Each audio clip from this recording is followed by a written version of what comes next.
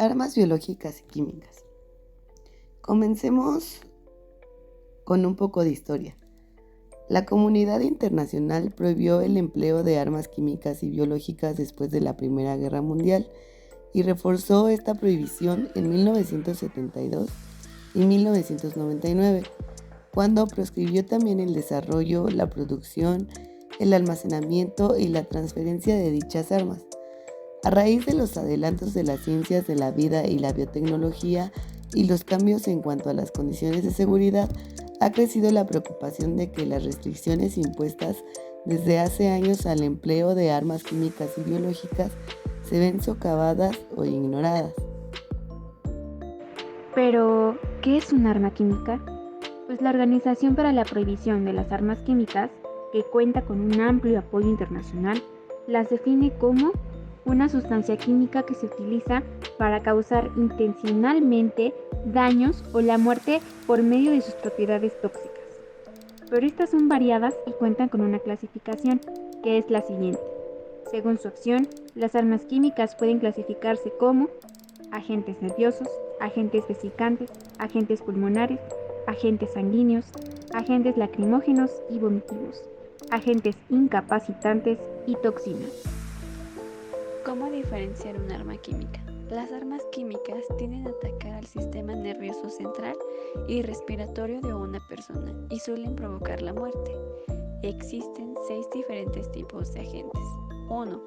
Los agentes nerviosos se consideran los más letales. Pueden presentarse en forma líquida o gaseosa. Estos bloquean los impulsos entre las células nerviosas y son altamente tóxicos con un efecto muy rápido. Actúan principalmente por absorción a través de la piel y los pulmones. Los agentes más producidos son el sarín, el tabún y el somán. 2. Agentes vesicantes. Se despliegan en forma de gas, aerosol o líquido. Estos provocan quemaduras intensas y sumamente dolorosas, no solamente en la piel, sino que si son inhalados o ingeridos, también en los tractos internos, respiratorio o gástrico. Causa la aparición de ampollas, generalmente estas son de gran tamaño y provoca que el individuo afectado pierda la movilidad. Aquí podemos encontrar de 2 clases, que son los arsenicales y las mostazas. Entre las mostazas hay de azufre, nitrogenadas y la hiperita.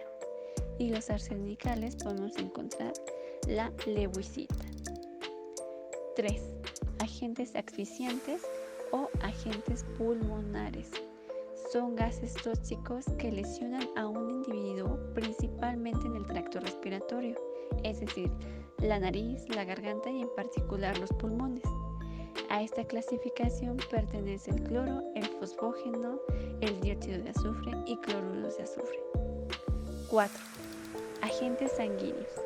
Los agentes sanguíneos llevan este nombre porque se distribuye a través de la sangre y afecta el aporte de oxígeno a los tejidos y órganos, y por lo tanto dañan o incapacitan al eritrocito para poder transportar oxígeno en la hemoglobina.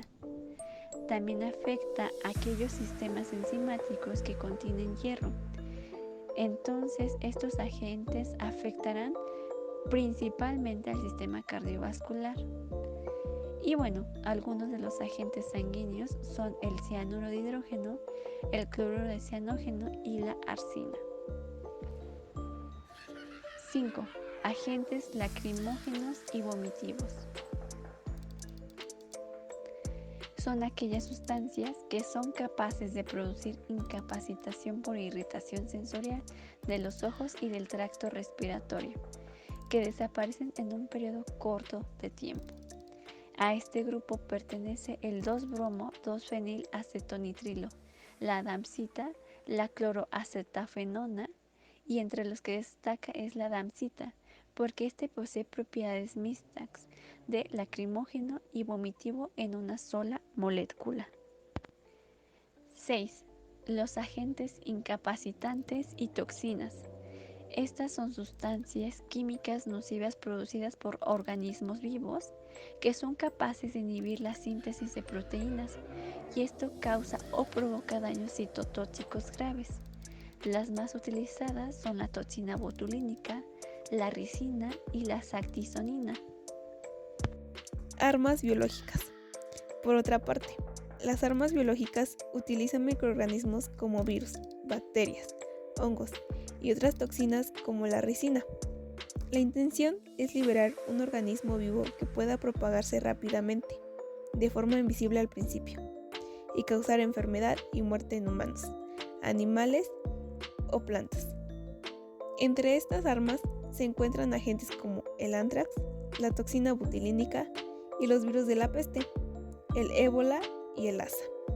Aparte de la infección básica causada por ellos, hay un efecto añadido, un brote lo suficientemente grande que hará la infraestructura de una comunidad falle, sobre todo sus hospitales.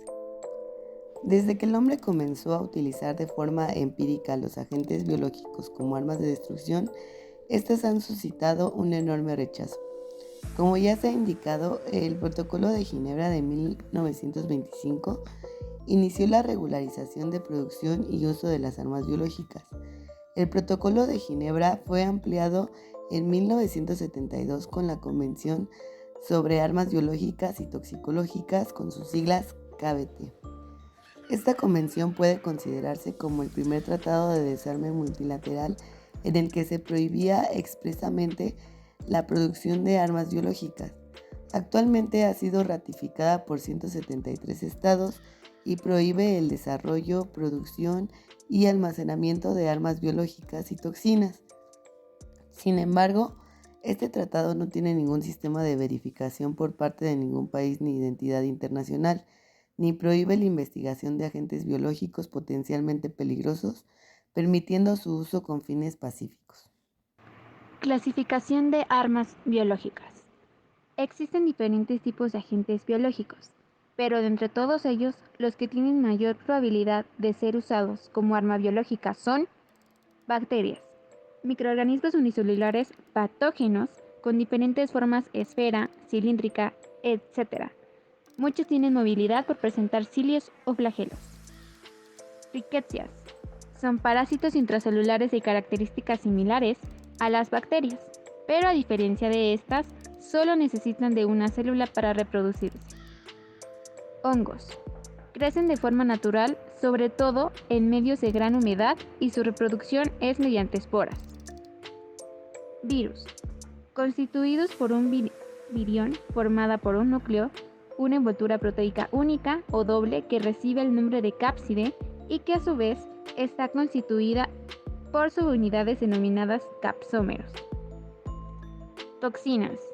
No son organismos vivos, sino que son sustancias venenosas producidas o derivadas de animales, plantas o microorganismos que generalmente están compuestos por proteínas, donde varían en peso molecular dependiendo del número de aminoácidos que tengan. El bioterrorismo era considerado hasta no hace mucho tiempo pura ciencia ficción, pero en la actualidad, mediante la biotecnología aplicada a fines militares, esta se puede modificar genéticamente microorganismos patógenos que ya estaban en nuestro planeta antes de la propia existencia del hombre y fueron capaces de convertirse en potentes armas biológicas. Estos microorganismos seleccionados se pueden cultivar en grandes cantidades y dispersarse con gran facilidad. Estados Unidos no es el único país que investiga con este tipo de armamento, ya que lo sucedido en 1979 en la ciudad rusa de Sverdlovsk, actual Ekaterimburgo, puso en evidencia lo que se sospechaba desde hacía muchos años, que el armamento biológico era una realidad. El 2 de abril de 1979, hubo una explosión accidental en un complejo militar soviético. Se liberaron unos cuantos miligramos de esporas de Bacillus anthracis y pocos días después, alrededor de 100 personas enfermaron de anthrax, de las cuales 40 murieron. La búsqueda de la producción frente a un ataque con armas biológicas es la excusa ideal para el desarrollo de armas cada vez más efectivas.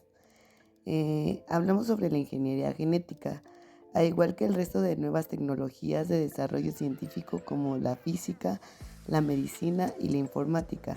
El mundo de la biotecnología también se utiliza con fines militares.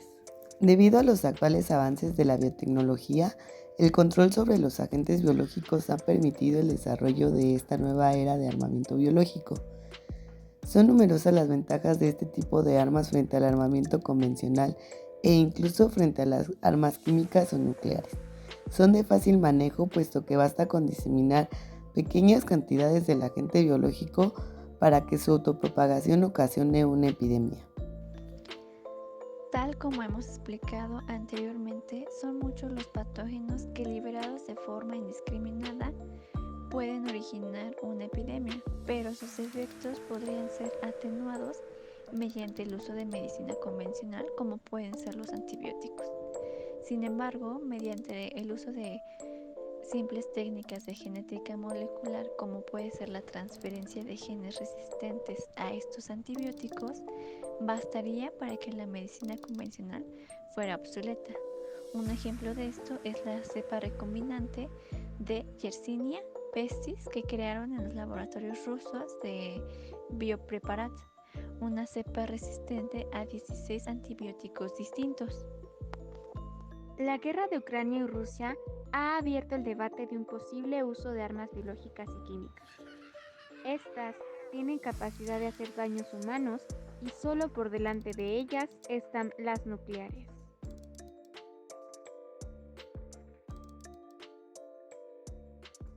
La Asociación para el Control de Armas, un organismo de asesoramiento político de Estados Unidos, afirma que, cuando la Convención sobre Armas Químicas entró en vigor en 1997, Albania, India, Irak, Libia, Siria, Estados Unidos, Rusia y un país que permanece en el anonimato poseían estas armas sucias.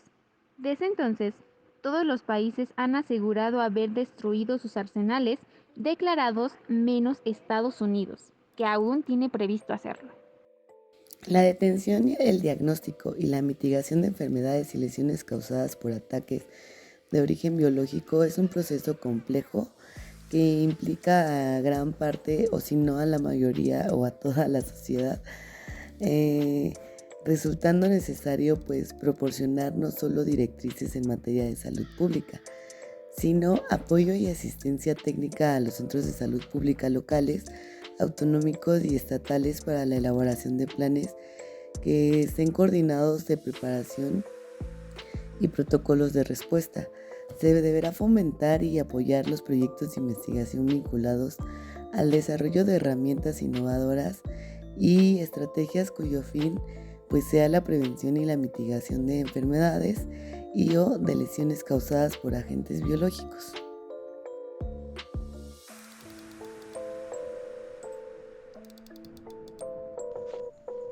Y en conclusión, la utilización de dichas armas tendría un efecto devastador sobre la población civil, además del personal militar, no solo en el área afectada por el impacto, sino que también en lugares a gran distancia, tal vez fuera de los límites nacionales de los combatientes. Los efectos de exposición a las armas químicas y biológicas representan una continua amenaza para la salud del ser humano a largo plazo que causen posiblemente enfermedades, heridas y defectos en la población por un largo tiempo.